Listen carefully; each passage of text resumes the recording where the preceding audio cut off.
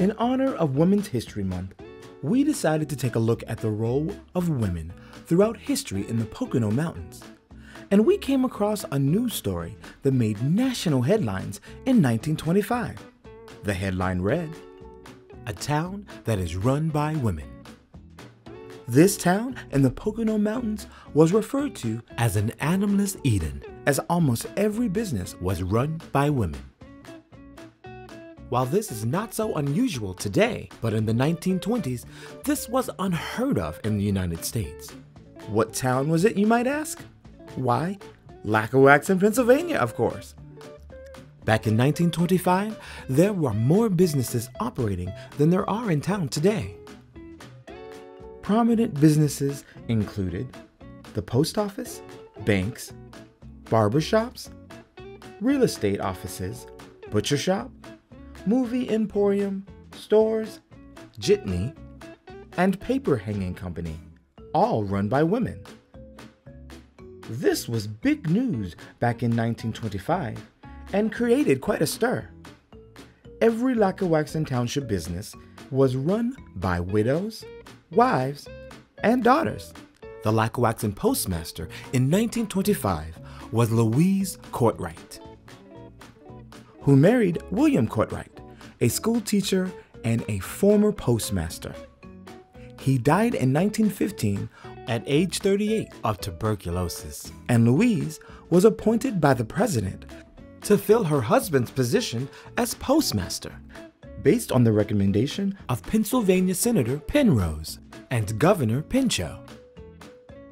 She was also known throughout the country for meeting the quotas for selling Third Liberty loans 44 times, and Lackawaxen was number 1 in the nation for towns its size. Third Liberty loans were created by the federal government to help cover the cost of World War I. Although Lackawaxen did not have a mayor, Louise Courtwright was the closest thing to it in the community. Zane Grey and his wife, who had a house in town, were some of her closest friends. Zane Grey once wrote in a letter, "There has never been anyone so efficient and capable as Mrs. Courtwright." She successfully led a movement to build a new school in Lackawaxen Township. Back in 1925, 8 trains a day stopped at the station in the town of Lackawaxen, bringing heavy canvas bags of mail that the ladies had to unload and sort. The town post office was the central hub for all mail routes in the region. As one of the only post offices run by women at the time, it was known for the best and fastest customer service in any post office in the northeastern United States. Louise Courtwright also owned the Lackawaxen General Store. During the early 1900s, the general store in town was where men gathered and shared news. Mrs. Courtwright would stay busy in the store while the men gossiped, and if they stayed too late, she would simply shut off the lights in the store, leave the men in the dark, and go home to her apartment above the store. Louise was an avid reader, and her apartment was well stocked with books and magazines and served as a library for the community. The owner of all the local mail delivery route contracts was Frida Dellert, who personally delivered mail as well.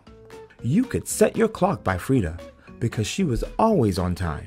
The general store and the apartment were in the same building, and the entire operation of the post office, general store, Erie Hotel, and restaurant was completely run by 4 women.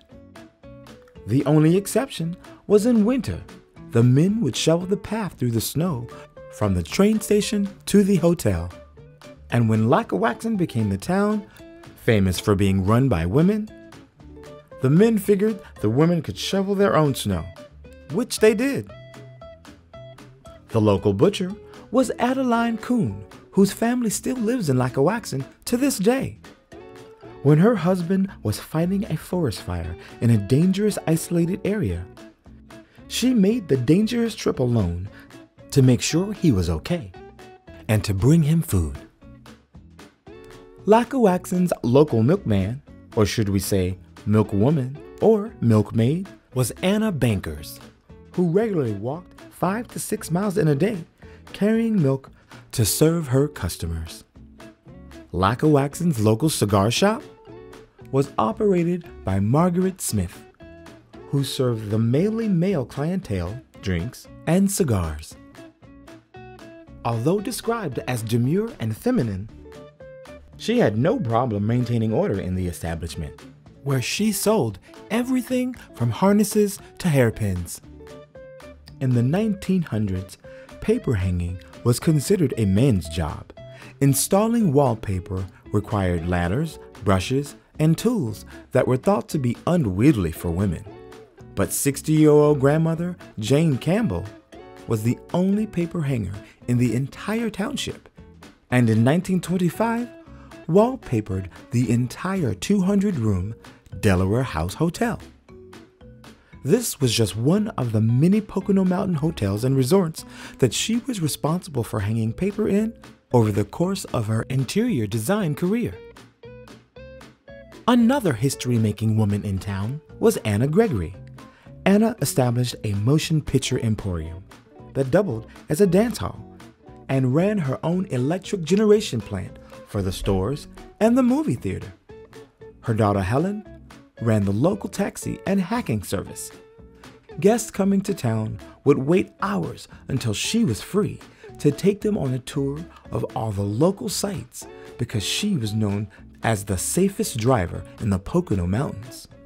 Mrs. Adele Shannon was Lackawaxen's most famous female politician, running Northeast Pennsylvania, while Gifford Pinchot campaigned for governor. So, why was Lackawaxen the town run by women?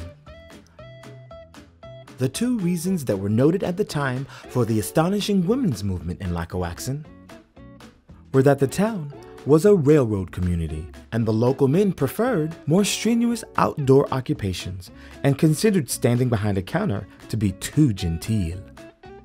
The second reason is that a local daughter from one of the prominent families in Lackawaxen went to New York several years earlier and accomplished great things, serving as an inspiration to the women of Lackawaxen. After the news stories hit the national papers, letters from all over the country flooded the post office, containing everything from marriage proposals to business deals. Although the railroad station and most of the businesses are gone, not much else has changed in Lackawaxen since 1925. The post office is still in the same building as it was in 1925, and mail delivery, the bank, restaurant, hotel, and bed and breakfasts, and many other businesses in town are still operated, owned, or started by women. So what words of advice did the ladies of Lackawaxen in 1925 have for today's businesswomen? Louise Courtwright was quoted as saying, "The key to running a successful business is to keep your tears inside and smiles outside." Timeless advice for anyone operating a business. So for Women's History Month, Wally Life salutes the enterprising and entrepreneurial women of Lackawaxen, who in 1925 were decades ahead of their time.